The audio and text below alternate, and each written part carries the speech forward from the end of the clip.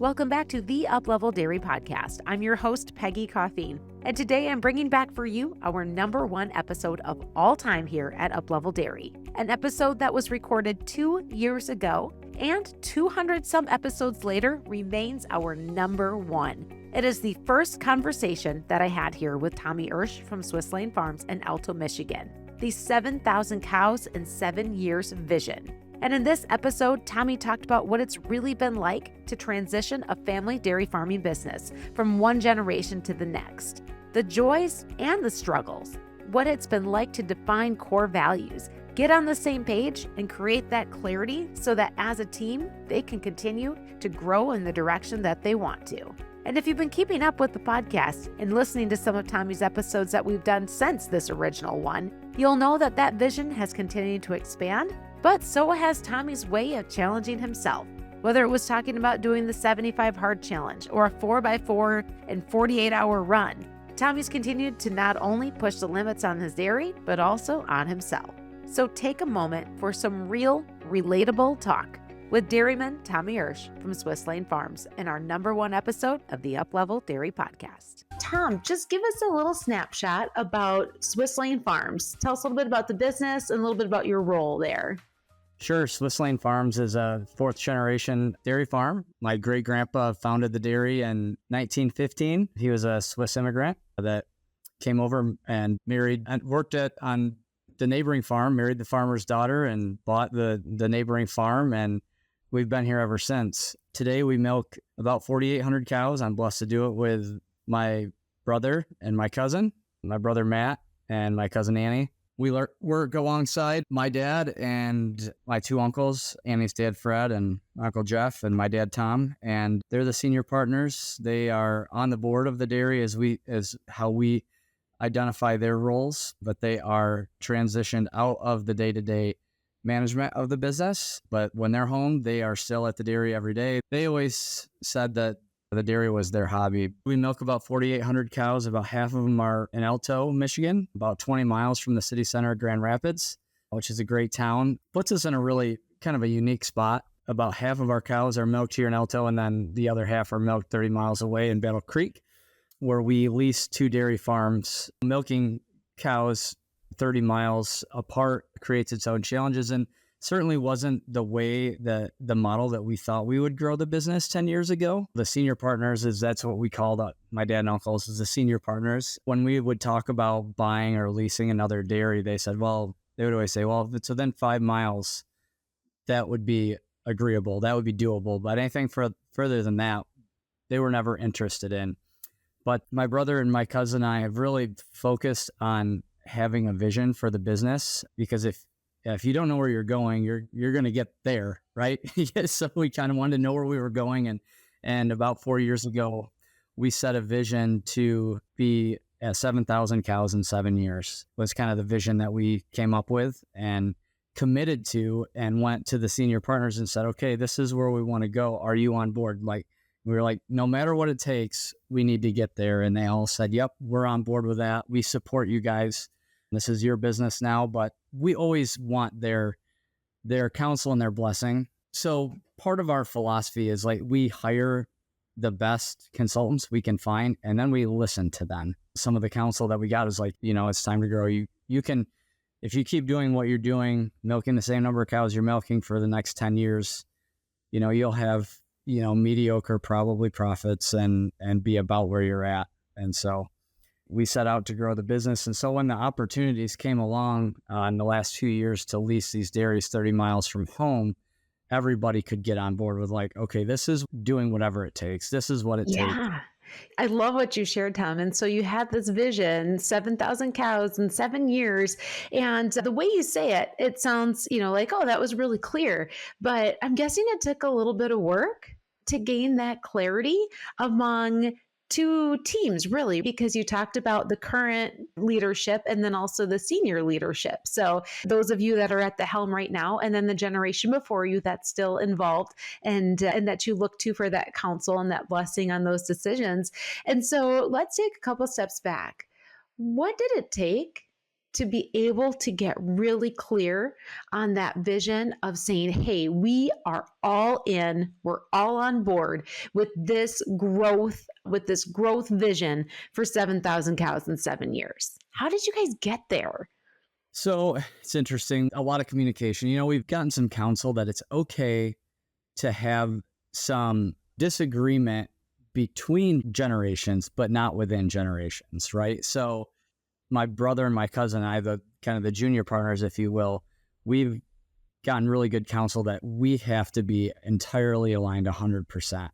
And so it's okay to be a little bit misaligned with them. But when we go into a boardroom with the senior partners, we do always come out totally aligned, but we can go into that boardroom maybe misaligned between generations, but not within generations, if that makes sense. So we spent a lot of time, just the three of us. Back when we set the vision, we started on, I guess, a business management model called EOS, the Entrepreneurial Operating System. And within that system, you have to outline your core values, outline your mission, and outline your vision. And so we spent, then from there, you spend a ton of time just on your accountability chart, who's sitting in what seat at the table in the business. And so we spend just like most of our time in our leadership meetings, we spend on vision, mission, core values, and accountability chart. Those are the things. And then we get into our scorecard, like the KPIs that we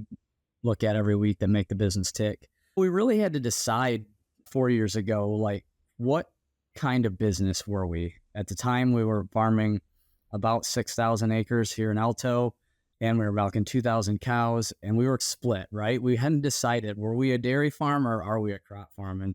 And we got counsel that, like, hey, you have to decide, what are you? And so we decided we are a dairy farm. And so that meant we actually sold real estate, and we let go of a lot of leased acres to focus our capital on the vision of 7,000 cows in 7 years. And then that really helps us. Like, that's where we're going.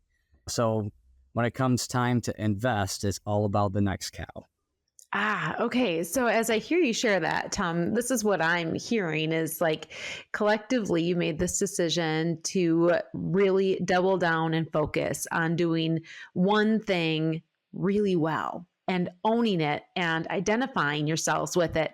And here's the other thing is sometimes we can say that this is our values or this is our vision, but at the end of the day, the real test is when you act on it. So when you were all in agreement that you were going to sell real estate, which is something a generation before us may have been like, whoa, that might have been hard to swallow for some of those in an older generation. That wasn't something that they did, but that really demonstrated your commitment to that vision, that it wasn't just something that you guys said to make it sound good. Like, you chose to live it.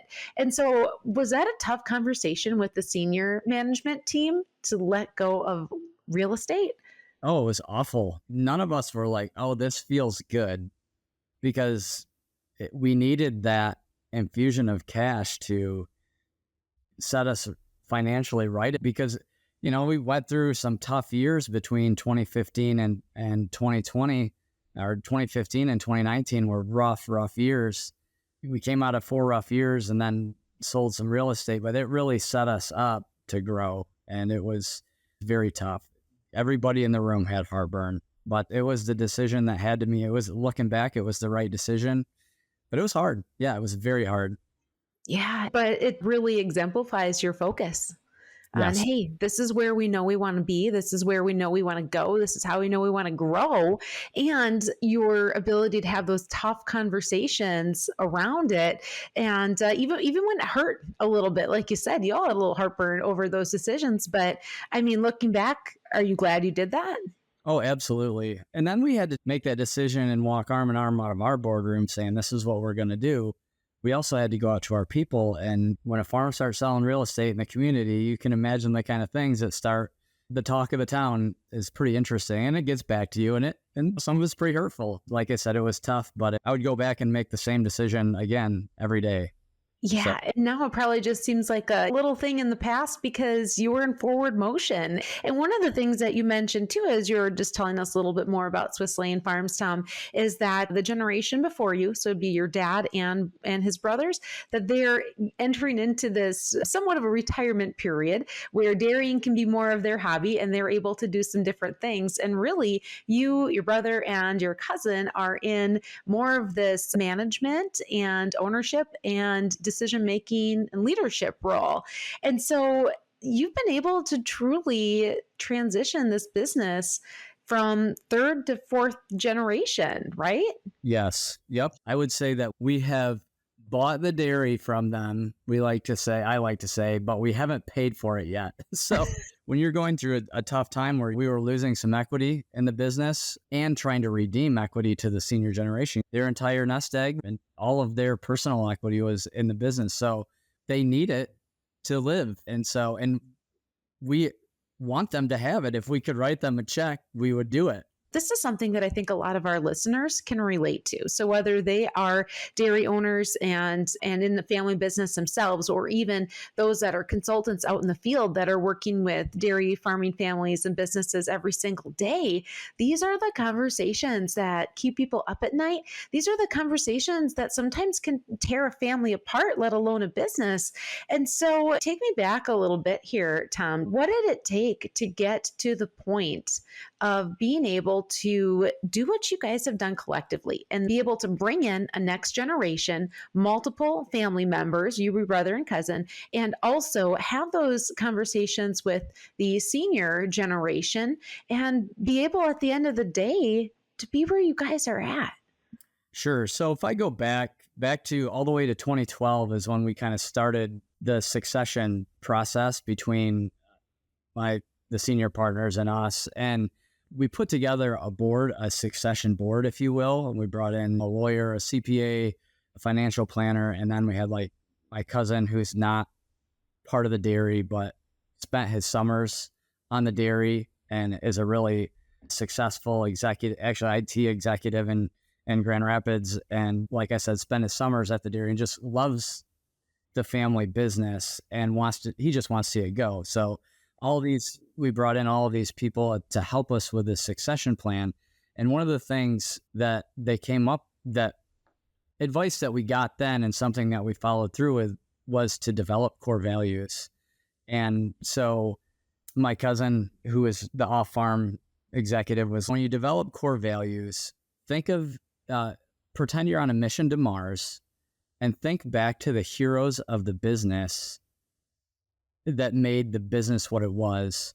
Who are those people you would take with you on your mission to Mars, and why? What was it about them? So we spent it was a full long day. And it was a lot of us listening to my dad and uncles tell stories about their dad and their grandpa and like their uncle and some key employees and some key consultants that they would have taken with them on their mission to Mars, and just like tell about what it was about those people and helped us come up with our core values of God honoring conduct. My great grandpa he came from Switzerland and became an elder in this small country church that's 2 miles from the dairy, and focused on the cows. My great uncle Ernie was my grandpa's brother, and a lot of our core values revolve around him. My grandpa always said he was a much better dairyman than him. He was a leader in genetics and had a great herd of cows. The cows, actually, when he died and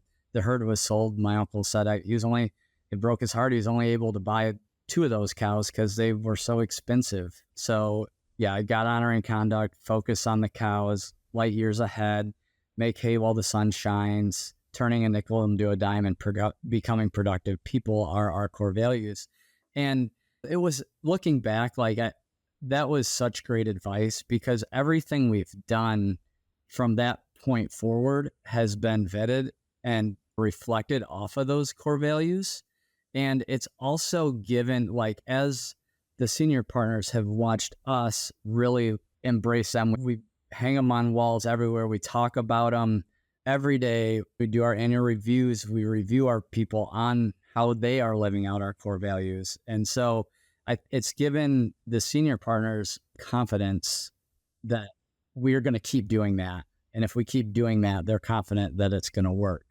And when we started this EOS journey and we met with a facilitator, I remember the day we were going to do core values and we went in, and she's really good. She's a great facilitator. She was pretty convinced that we didn't have our core value. We didn't really know what our core values were. And at the end of the day, she was like, okay, we could have skipped this day. You guys not like you have core values and they are the right ones. So you really use those core values. If our listeners are also watching this on YouTube or Spotify's video version, they actually can see it over your shoulder. Right is there just like you said, it's posted on the wall. But I got to call out something else that's posted on your wall. And there's like a big sticky note and the bottom half. What does it say? Change is easy and transition is hard. So Christy Pagel, she's one of our top consultants. She helps us a lot. And that sticky note's been hanging there for years, but we don't take it down because we need that reminder. You can change your mind or your process in thought, but to actually go do it is hard. Yeah. And so that's your reminder. Yeah. Change is easy and transition is hard. And this, subject we were just breaching a little bit here with the transitioning of one generation to the next at Swiss Lane Farms. I mean, would you say that sums it up in some ways? It's hard, but as you also articulated, it's what's opened up the greatest opportunity for you guys to really have a clear vision, clear values, and then act on it and live it. Oh, for sure. Yeah. I mean, because we didn't just transition the business from one generation to another. We transitioned the business from one style of management to another.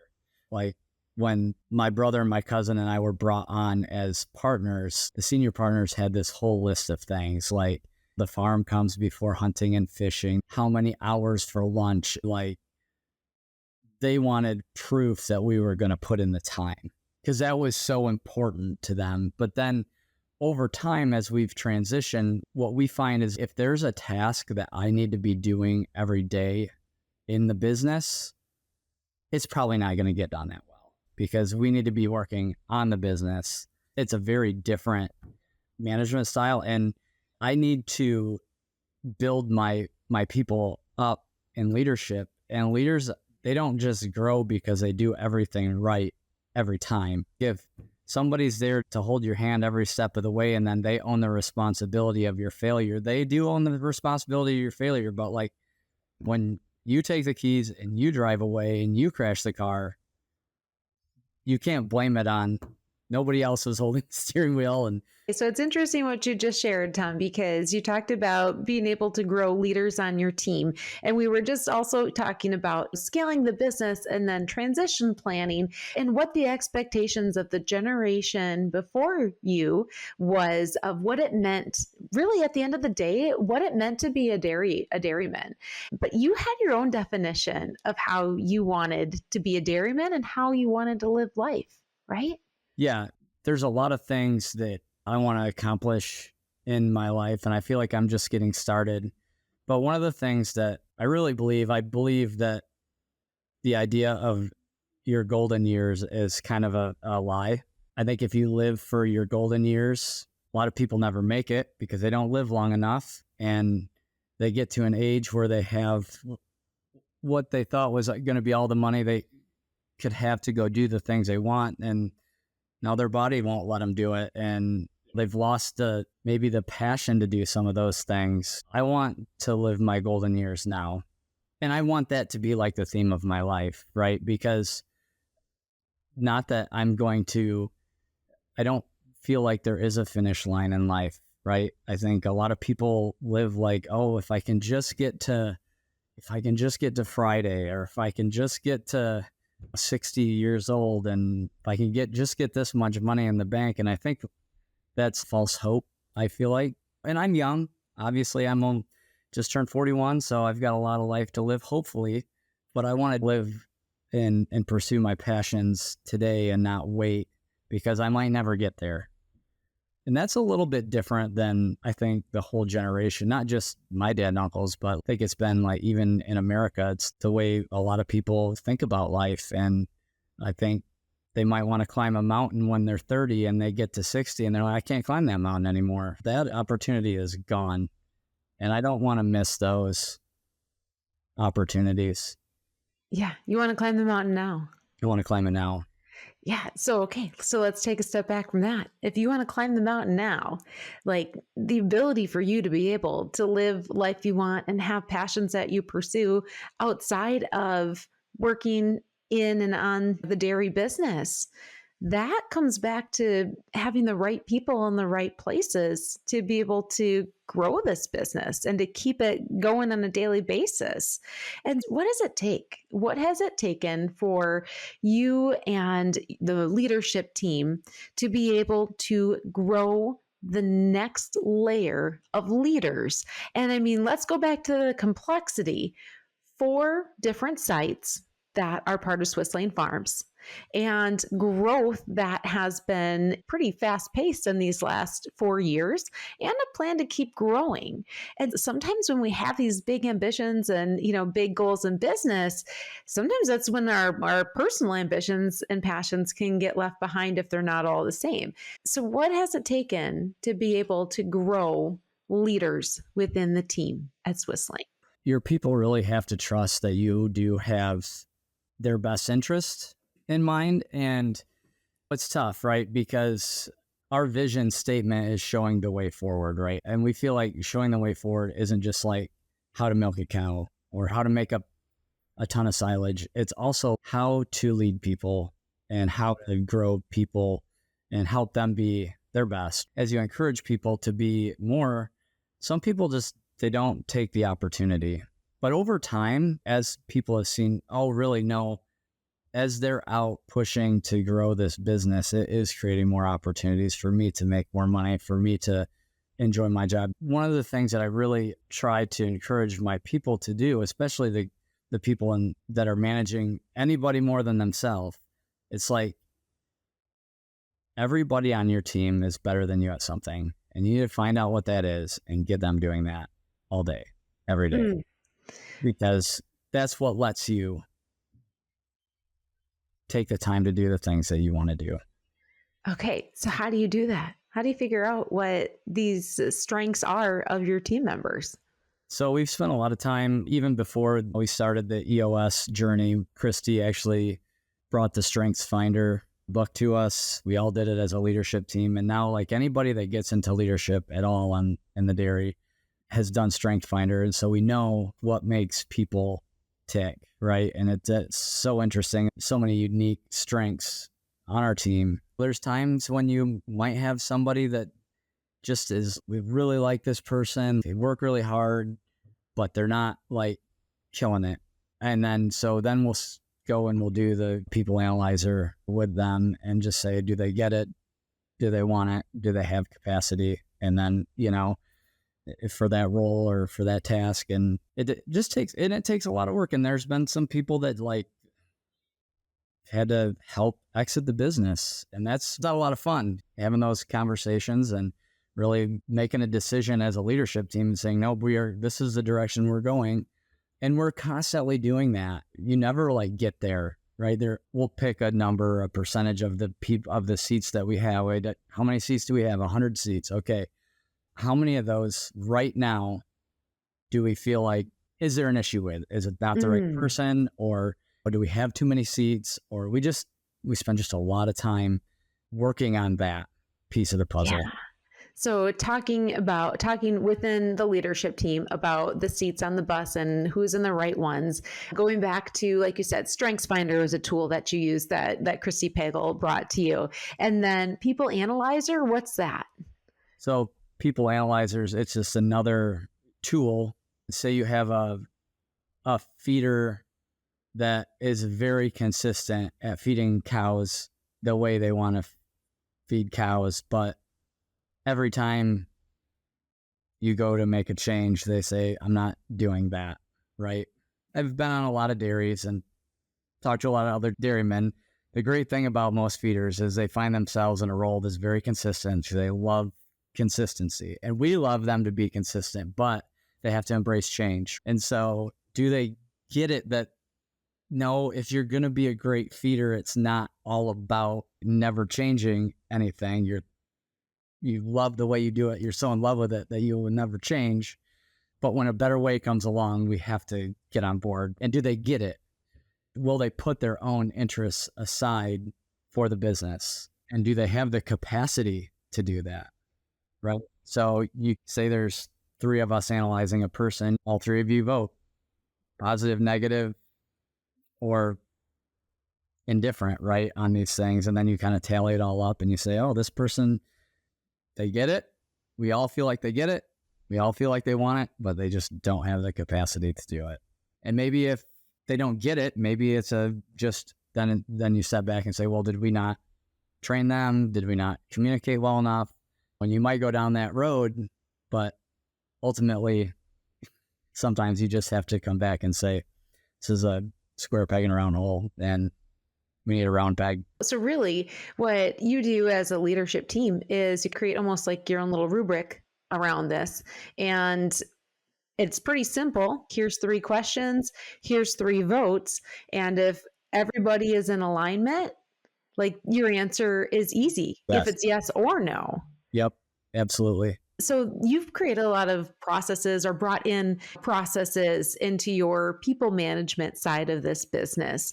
I'm guessing you and your cousin and your brother probably grew up pretty involved with cows, probably knee deep in a few things and getting your hands pretty dirty. So now you're spending that same amount of time analyzing people, having these conversations, bringing in tools for doing exactly that. How has that made a difference?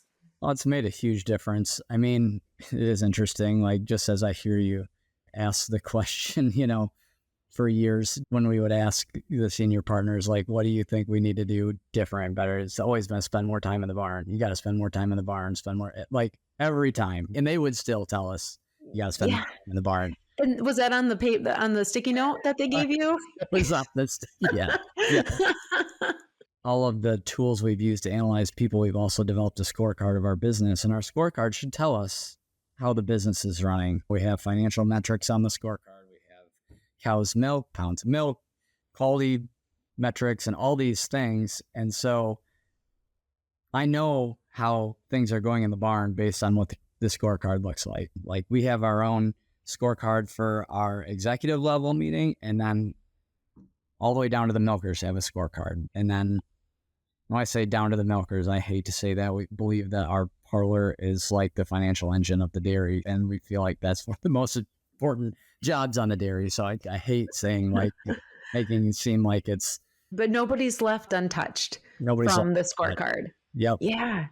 Okay. And so just, when you talk about the scorecards and you talk about the meetings, what do you find is like the sweet spot for frequency for doing those things?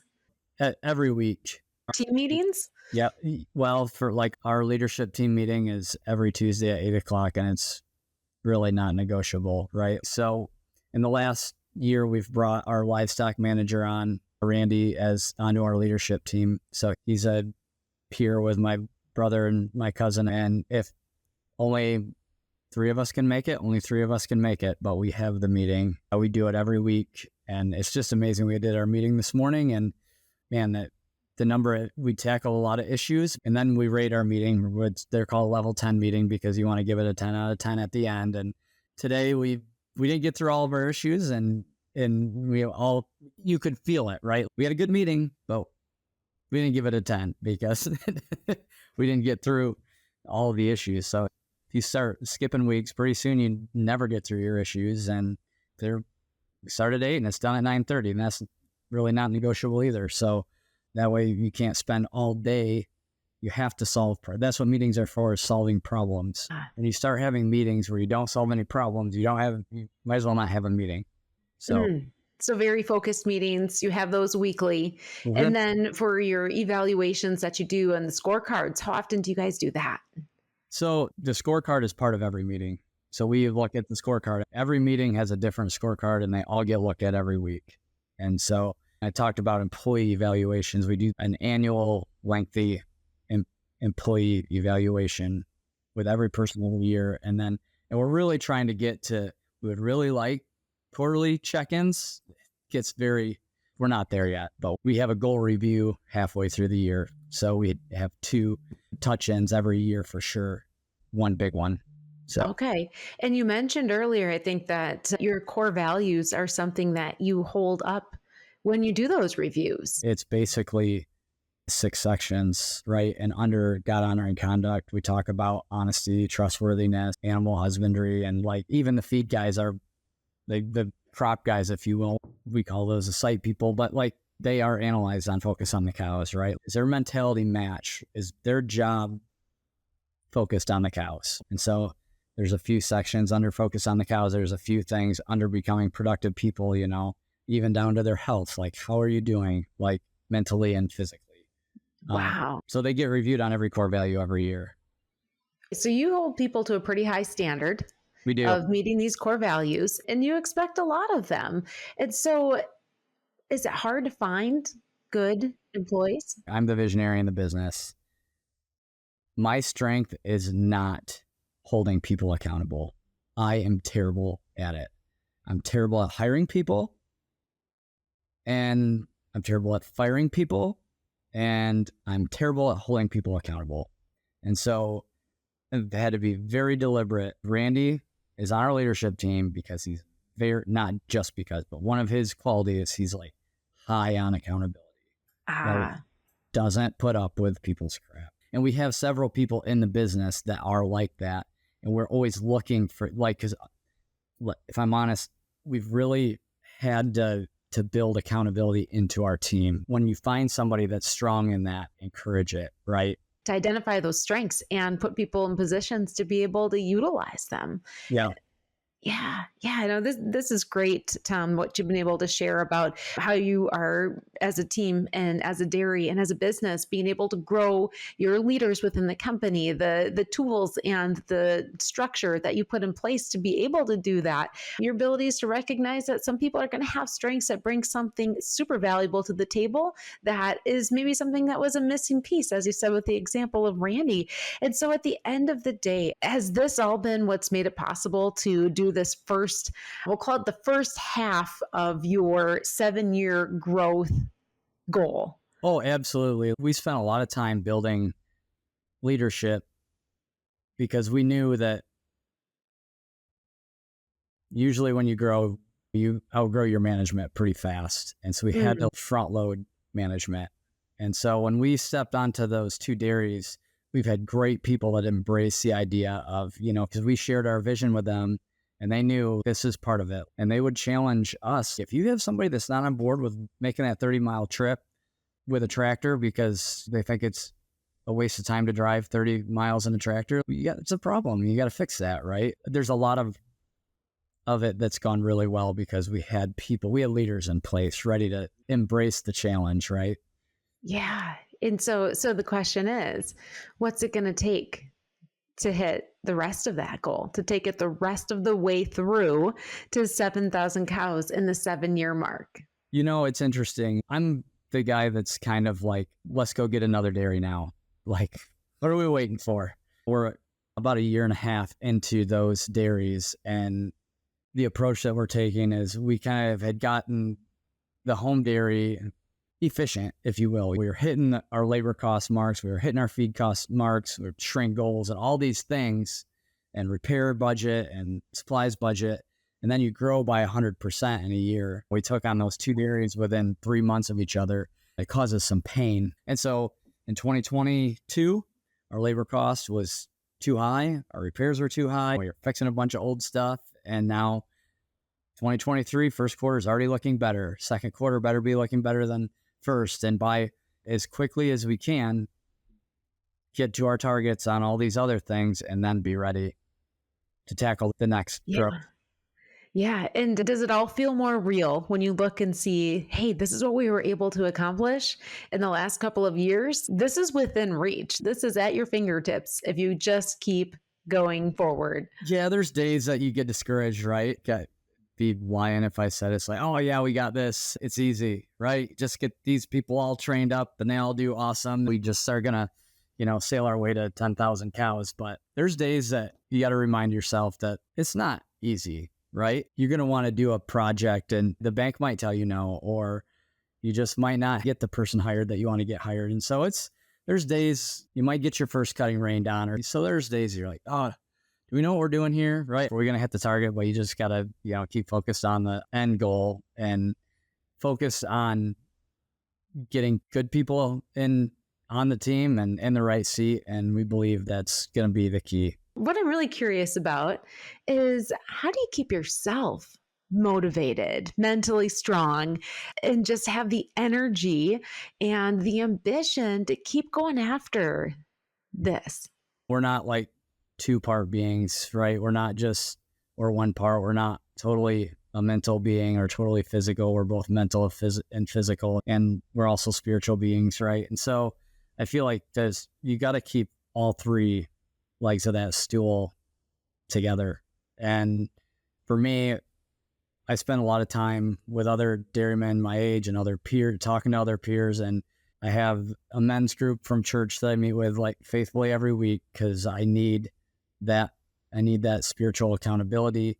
I'm always challenging myself physically. I like to run. I like to work out. A group of us just did something called 75 Hard that was like a mental and physical toughness challenge. And part of it is one of our core values, becoming productive people. That's reminding myself that like I need to be mentally, physically, and spiritually whole. And so is signing up for another race and getting myself to the gym. And when an opportunity comes up for leadership at church, not being like, I'm too busy for that, like taking on the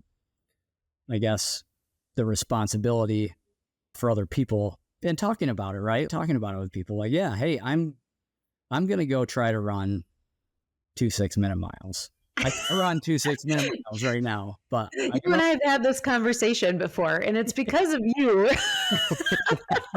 that I've been trying to get down to my 6-minute mile. So thank you, Tom, for when I pull a hamstring or something. But I can't wait to hear about it. But this is part of what it takes, right? It's part of being around people that will push you and motivate you just because you live by that example. And that being productive people thing that you just shared, like that's all about it, right? So this kind of leads us into the last 5 questions that I like to end every podcast with. And this is the Uplevel 5. So this is when we take a break from talking about the dairy and we really just talk about you. And you shared some pretty cool insights and I want to hear more. And so question number 1 that I have for you, Tom, is what does success look like to you? How do you define success? Success for me, I think I told you, like, when I die, I'm only going to get a couple of words on my headstone. You're not going to write a book about me. You're going to get about 4 words. And so I always think, like, if I could have something written on my headstone, it'd be, he really lived, right? Like, he really lived. So that's success for me, I guess. That's the end goal for me. Yeah, that's running the next race, setting the next goal, living life now, like you talked about earlier, not waiting for retirement to live life. And that's awesome. I'm really curious to hear this one from you, Tom. In 3 words, how do you want to show up each day? Bigger than life. Ah, good one. Good one. Who are some of the thought leaders that you look to, that you follow? So some people might reference an author, somebody they follow online, a family member even. Who is that for you? One's the lead pastor of our church. He's a good friend of mine. He's one that I really look up to and respect. The 3 guys that I meet with in my men's group, there's a group of young dairymen that I talk to all the time. And then Jordan Peterson, I think, is somebody that I listen to. I just love a lot of what he has to say, and speaking a lot to a culture that is trying to forget a lot of things right now. Yeah, good ones. And you shared a lot of really good quotes in the time that we've had together, but what words would you say you live by? Every day is an opportunity, whether it's fun or great or different. There's days you really screw up as a dad and you got to say, I still have the opportunity to say I'm sorry and to my kids or whatever. And I just don't want to ever mail it in. Yeah. Thank you for sharing that. And last question I have for you, I'm really curious about this one. What's your next personal up level, the area of your life you're looking to take to the next level? Oh man, that's a good one. I don't know. I'm really into fitness and training, and this is the first time I'm ever gonna say this out loud. So now I'm gonna be accountable Yay! to it. Accountability. There's something called 4x48. You run 4 miles every 4 hours for 48 hours. Oh. Okay, when are you doing it? Don't have a deadline yet, but I've now spoken it, so I have to do it in the next year. Yes. I'll do it. Okay, should we get a team together, Tom? Yeah, we should. Yep. Let's do it. Let's do it. I'm not kidding either. So if any of our listeners out there are all about doing a 4x48, which I just learned what that even is today, but I'm game and I'll do it. So Awesome. And Tom's going to be the leader. So Sure. Well, hey, Tom, I'll tell you what, it has been such a pleasure to have you on the Uplevel Dairy podcast. You have shared so many solid nuggets from these conversations about transition planning, about building up and really at the end of the day, these things that you are doing to keep pushing yourself and keep living life and not wasting a single day of it. So thank you so much for joining us on the Uplevel Dairy podcast. You just heard from Tommy Oesch from Swiss Lane Farms here on the Uplevel Dairy Podcast. And if you want to hear more from Tommy, make sure you check the link in our show notes to go back to some of the other episodes that he's been featured on as we continue to keep up with Tommy on his personal journey and the journey of Swiss Lane Farms. I'm Peggy Coffeen, and until next time, keep on growing, keep on learning, and up-leveling your dairy.